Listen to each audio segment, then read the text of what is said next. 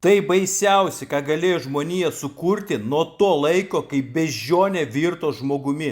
Jei esate mėgėjas riebaluose plaukiančio maisto, tragiško aptarnavimo ir riebalais taukais prasmirdusios kavinės, jums būtinai reikia užsukti į kavinę prie židinio. Šiupininė kavinėje priminė naminę salotą su šlapenkė, gausiai pramirkusias taukais riebalais. O prieš valgant kavinėje karčios sriubą rekomenduoju pasirūpinti testamentu.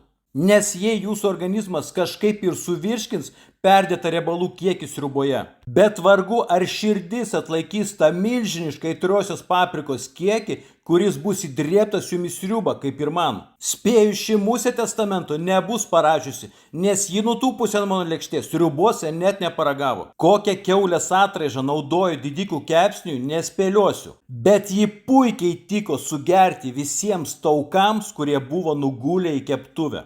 Vištienos šašlykas atrodė gerai iki to momento, kol jo nepaskanavome. Vištienos skonis buvo su lengva rūgštele, ko pasėkoje su Katiniene išsigandome toliau valgyti. Išsakė padavėjai priežastis, dėl kurių mes atsisakėme valgyti sriubas, mes nesulaukėm ne tik atsiprašymų, ji nesugebėjo net nurinkti lėkščių. Tad jei norit paskanauti maisto, kurio nevalgo net musės, ar būti finansiškai paturėtam, rekomenduoju kavinę prie židinio.